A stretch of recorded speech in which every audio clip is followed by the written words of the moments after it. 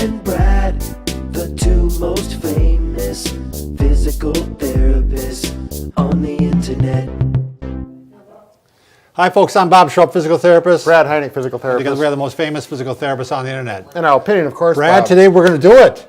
We're going to tell our folks out there how to fix a broken heart. Well, Bob, I wouldn't go that far. All right, well, maybe we're going to... It's a step in the right direction, though. All right. Okay. So what we're going to talk about, Bob, is cardiovascular health. So cardio, this is the heart, vascular, the vessels that feed the heart, oxygen and nutrients that keep you alive, and then how to make that healthy, how to make that system stronger, healthier, so that you can continue to live healthier and happier. And by the way, Bob, there's people out there who have not seen our channel yet. Right, if you're new to our channel, please take just a second. There's a subscribe button over here on the right side of, well, your right, Brad's left. Mm-hmm. And if you want to stay healthy, fit, and pain-free, please subscribe to us. We upload every day. And we have nice videos like this that will do exactly what we just mentioned. Right. So, again, to the heart, I'm a little close and near and dear to this because my father suffers from heart disease. I had an uncle that died from heart disease. My other uncles all have hypertension and have similar problems. So you fall in the genetic category here, Right. Brad. There's 4 reasons or 4 risk factors that increase your level of being into At this. least 4, Right. 4 major ones. Right, and the 4 of those one is genetics. Yeah. If your family members, your father, your uncles, whatever, have heart disease, you're much more likely to have it. Much more. In fact, a lot of times that's a big battle to it get is. up against it. Smoking, if you smoke, that's a big one. Diet, how you eat, that's another major one. Obviously, And we're going to have some videos coming up that are going to help you out on this as well. We have a special guest coming today. We have an expert, exactly. And then what we specialize in is the exercise portion. You know, any good physical therapist should be able to tell you how to set up a program so you can exercise and maintain a good, healthy heart. So really, 3 of these are things that are in your control. Exactly. You can't control the genetics, but you can control the other 3, and so these are the ones we have to modify. Right. So to the exercise, the benefits, it decreases your risk for heart attacks. I just mentioned that. Burns calories if you want to lose some weight. Get aerobic. So in order to get cardiovascular benefits, you need to get aerobic. In other words, get your heart rate up to at least 50% of maximum, which we'll get into in just a little bit. Okay? It lowers your resting heart rate. Which is good. Right. Yeah. You're more relaxed overall. Right. As a matter of fact, when I started aerobic exercising, my heart rate would go below 40. Right. Which a good athlete, you can see numbers like that. Right. And if you're not exercising, you have that kind of heart rate, you're not healthy. Right. But if you're doing it as a result of exercising, it's a good thing. What is yours now? Do you know? It's actually can be below 50 sometimes. I think mine's in the 50s. Yeah. So it's right in there. I don't. As is my age, unfortunately. Yeah. Right. And it just helps you be more relaxed. If you have a job that creates a lot of tension, family members that create tension, go out for a brisk walk, a run, ride your bicycle, whatever it is, get your heart rate up.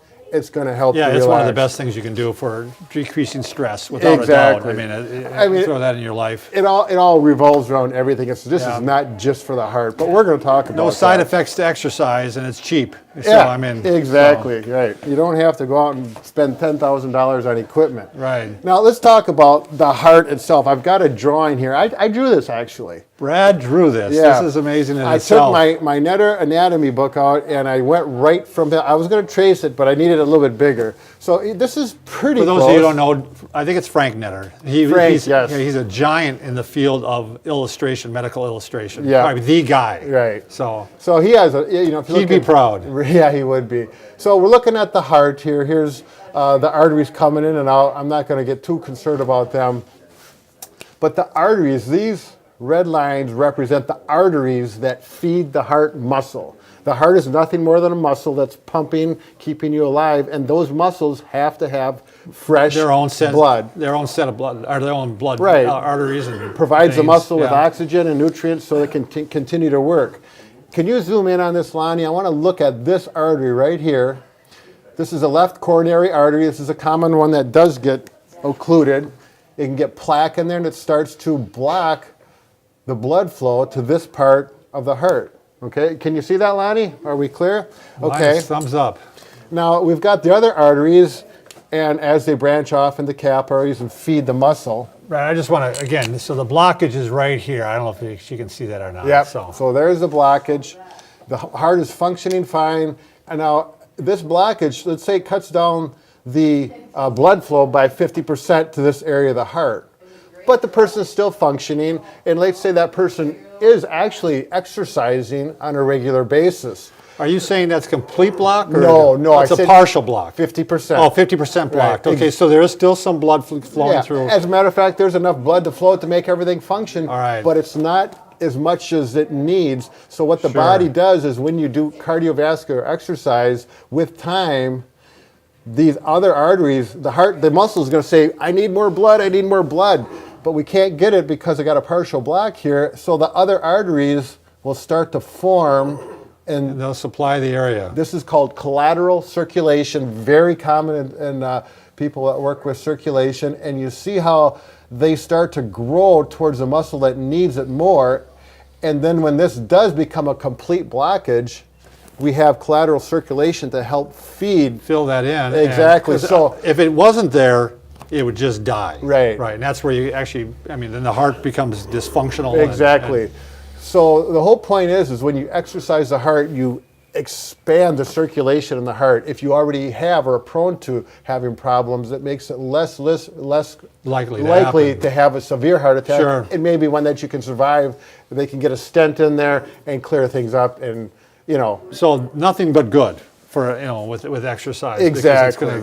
It's going to give you a chance here to, Sure. prevent a heart attack from happening or make it less severe. Right, exactly. So, All right.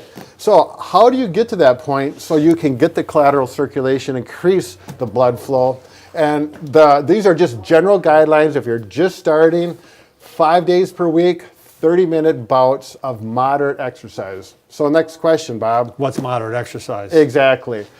If you go out for a brisk walk, and if you can talk to someone and have a conversation, and you're breathing heavily, but you can maintain that conversation, that's considered adequate. Okay, you're going to do that for 30 minutes, 5 days a week. I even read that gardening is somewhat moderate exercise. You know what I mean? That even that alone is, and maybe you disagree with that. I don't disagree with it if you're really working hard, Right. because you need to get your heart rate to 50% of max by the books. Sure. So anything you can do to get your heart rate up. I suppose if you're shoveling or something like that, yeah, Right. you're getting up there. Sure. It depends. Pulling weeds maybe. Big weeds.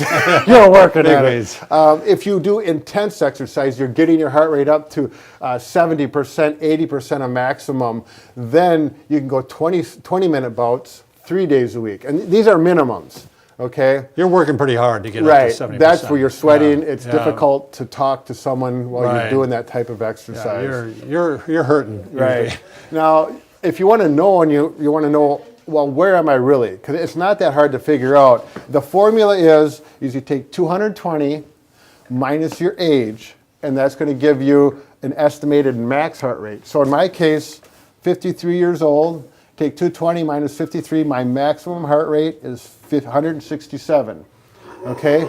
Divide that by 2.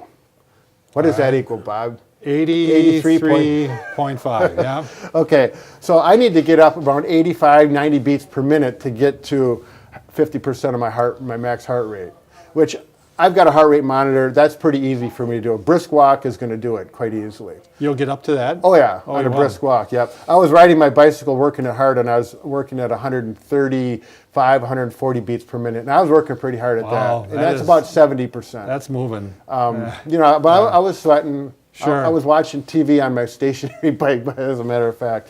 But you want to get to 50%.